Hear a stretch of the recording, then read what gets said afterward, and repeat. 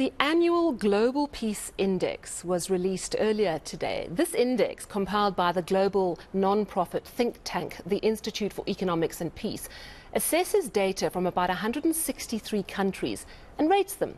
Iceland is the most peaceful country this year, Afghanistan the least peaceful. South Africa comes in at 118, which I think is pretty far down the list, but an improvement on the previous index. So let's find out what it all means. I'm joined now by Serge Stroobants, Director for Europe, the Middle East and Africa at the Institute for Economics and Peace. Serge, thank you so much. So for the purpose of this yearly index, tell me, how do you define and then assess exactly what peace is?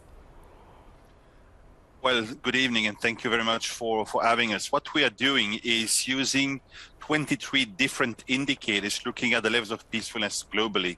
These 23 different indicators can be regrouped in three categories. First, we will look at the engagement of a country in conflict, both internal and external conflict. We will also look in a second category in at the levels of safety and security within the society. There we would look, for example, the incarceration rates, homicide rates, impact of terrorism, access to small arms and light weapons.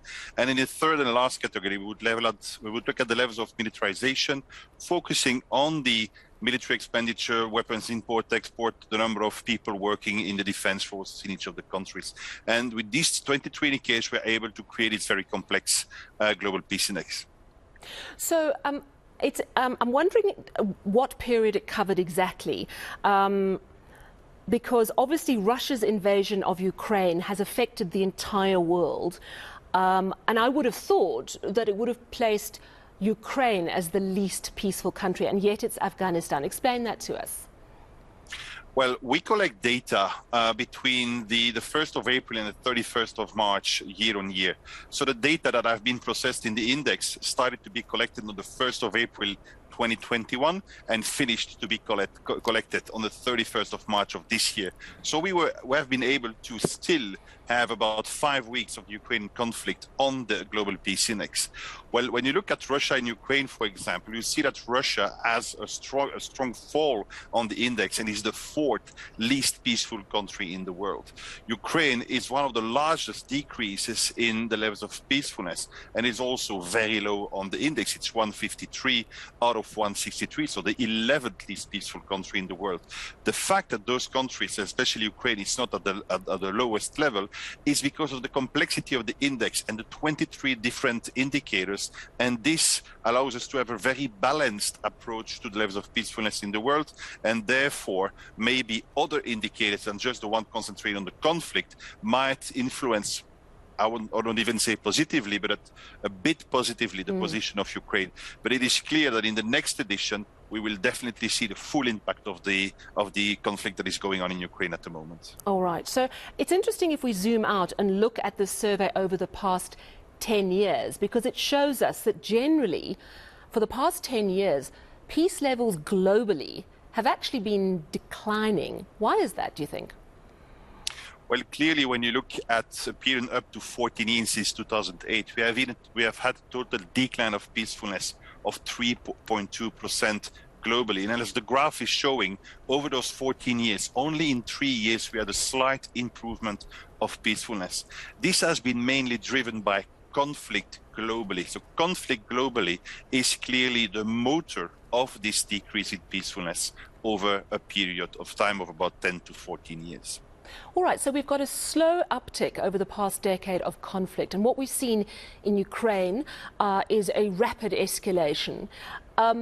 Is it possible, by looking at these trends, to indicate whether we might be heading for a cataclysmic world war, for example? Because everyone's been so terrified seeing what happened and is happening in Ukraine that this could trigger a global war. Is it possible that you can predict that through what you're seeing over the years?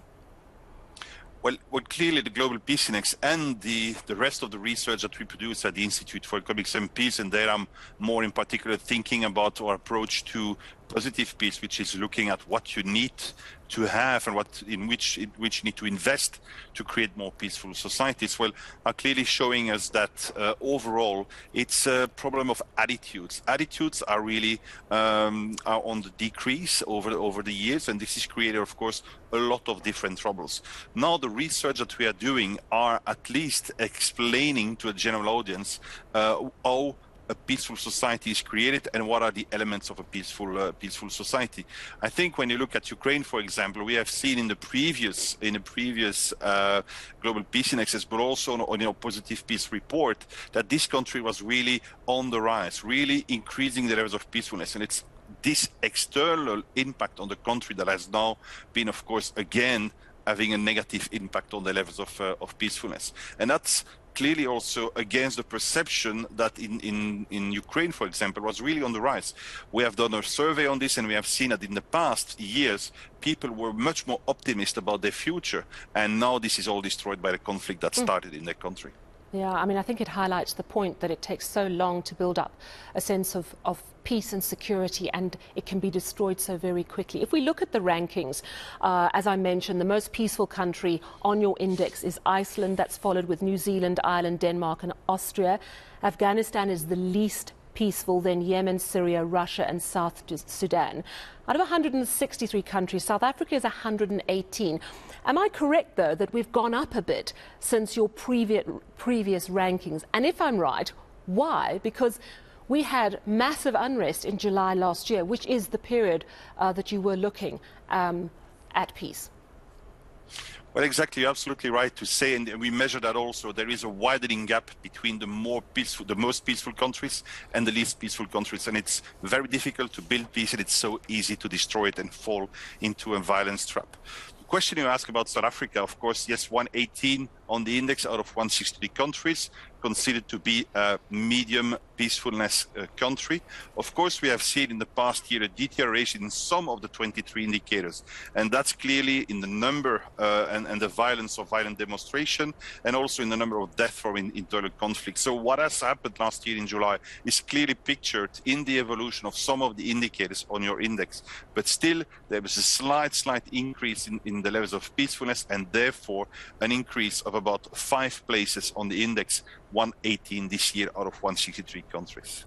Well, you know what, Serge? We will take that increase, and let's hope we're only going to build on it year on year. Absolutely fascinating research, well worth a read through the work that they are doing. That was Serge Stroobants. He's Director for Europe, the Middle East and Africa at the Institute for Economics and Peace. And today they issued their yearly survey on the peacefulness of our globe. Well,